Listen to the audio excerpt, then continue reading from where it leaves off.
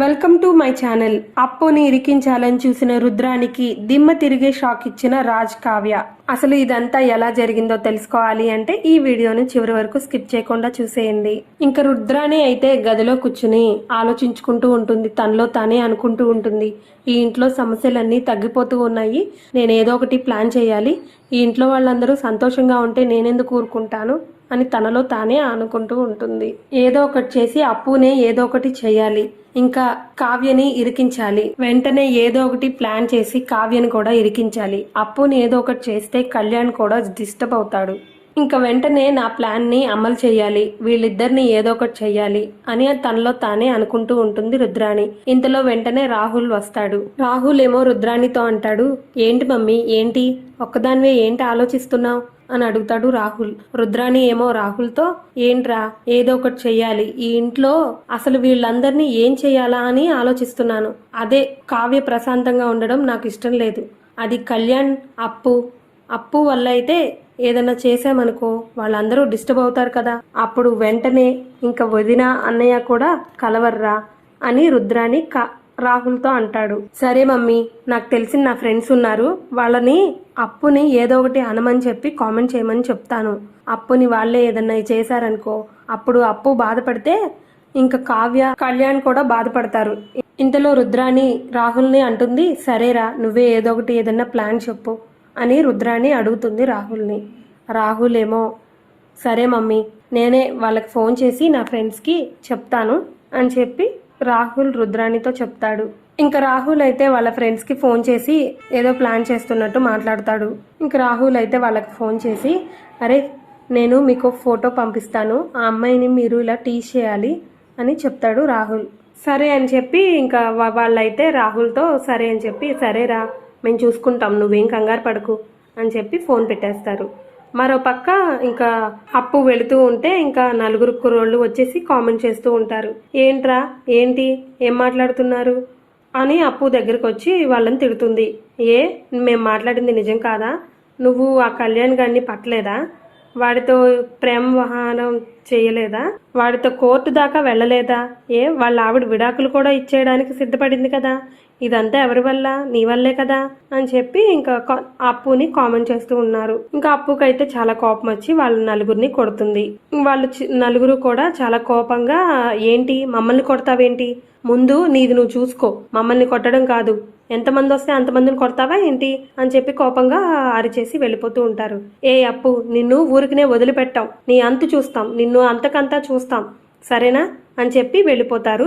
అప్పు ఇంకా చాలా బాధపడుతూ చాలా డల్గా ఇంటికి వస్తుంది. ఇంతలో కనకం అడుగుతుంది, ఏంటప్పు ఎందుకు అలా ఉన్నావు, ఏమైంది, ఏం జరిగింది అని కనకం అడుగుతుంది. ఏం లేదమ్మా, నన్ను వదిలేయి కాసేపు అని అప్పు లోపలికి వెళుతుంది. ఇంతలో పోలీసులు వస్తారు.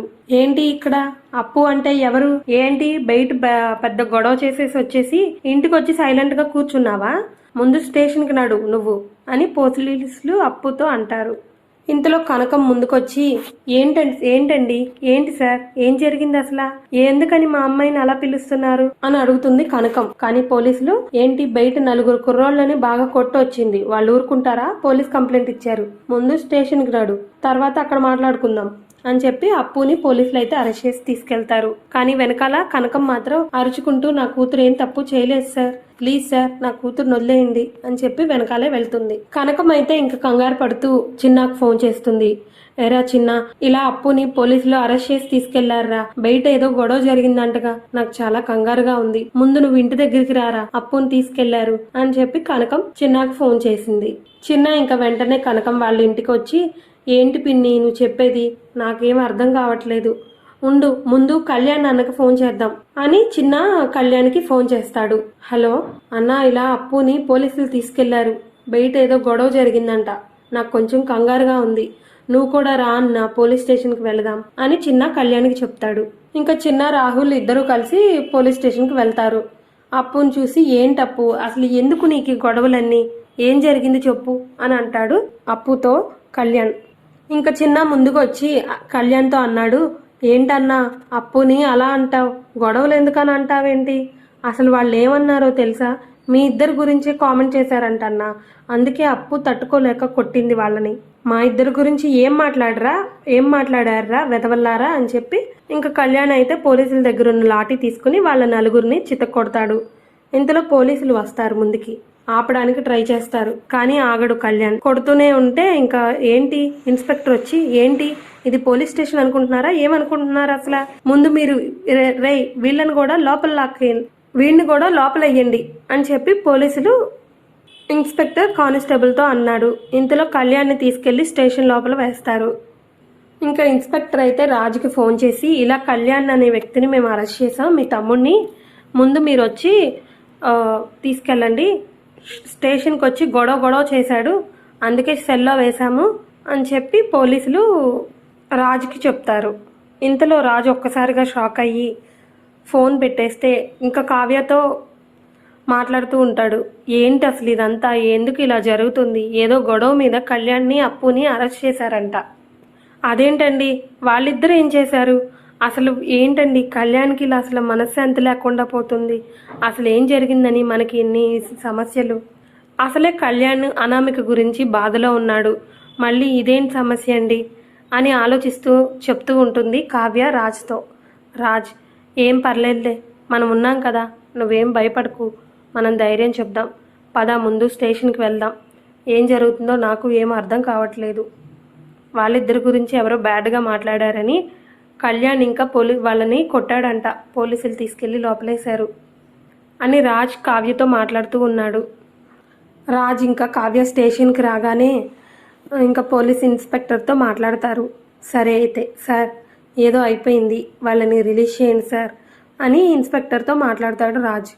ఇంకా ఇన్స్పెక్టర్ వచ్చేసి రాజ్తో, నేను ఇలా అంటున్నానని కాదు సార్, వాళ్ళిద్దరి గురించి ఇలాగే రూమర్స్ వస్తూనే ఉంటాయి, ఒకళ్ళు అన్నారని ఒకళ్ళని కొడతారు, ఇంకొకళ్ళు అన్నారని ఇంక ఎలా ఎంతమందినని ఇది చేస్తారు, వీళ్ళిద్దరి గురించి ఏదో ఒక నిర్ణయం తీసుకోండి సార్ అని చెప్పి ఇంక ఇన్స్పెక్టర్ అయితే రాజ్తో చెప్తాడు. రాజ్, నేను కూడా అదే ఆలోచిస్తున్నాను, ఈరోజే వాళ్ళిద్దరి గురించి నేనే ఏదో ఒకటి చేస్తాను అని రాజ్ తనలో తనే ఆలోచించుకుంటూ ఉన్నాడు. ఇంతలో కావ్య అడుగుతుంది, ఏంటండి ఏం ఆలోచిస్తున్నారు, సరే ముందు వెళ్దాం పదండి అని చెప్పి వెళ్తూ ఉంటారు. అప్పుని కళ్యాణ్ని ఇంకా విడిపించి గుడికి తీసుకెళ్తాడు. గుడికి తీసుకెళ్ళి ఇంకా వాళ్ళిద్దరికి పెళ్లి చేస్తాడు. పెళ్లి చేసిన తర్వాత ఇంక ఇంటికి తీసుకెళ్ళంగానే ఒక్కసారిగా ఇంట్లో వాళ్ళందరూ కూడా ఒక షాక్ అవుతారు, ముఖ్యంగా రుద్రాణి ఇంకా రాహుల్. ఆ విధంగా ఇంకా దిమ్మ తిరిగిపోయే షాక్ ఇస్తాడు రుద్రాణికి రాజ్. ఇలాంటి మరెన్నో ఇంట్రెస్టింగ్ వీడియోస్ కోసం మా ఛానల్ను సబ్స్క్రైబ్ చేసుకోండి, పక్కనే ఉన్న బెల్ ఐకాన్ను ట్యాప్ చేయండి. ఈ వీడియో ఎక్స్ప్లెనేషన్ కనుక మీకు నచ్చినట్లయితే మీ ఫ్రెండ్స్ అండ్ ఫ్యామిలీ మెంబర్స్కి షేర్ చేయండి. Thank you.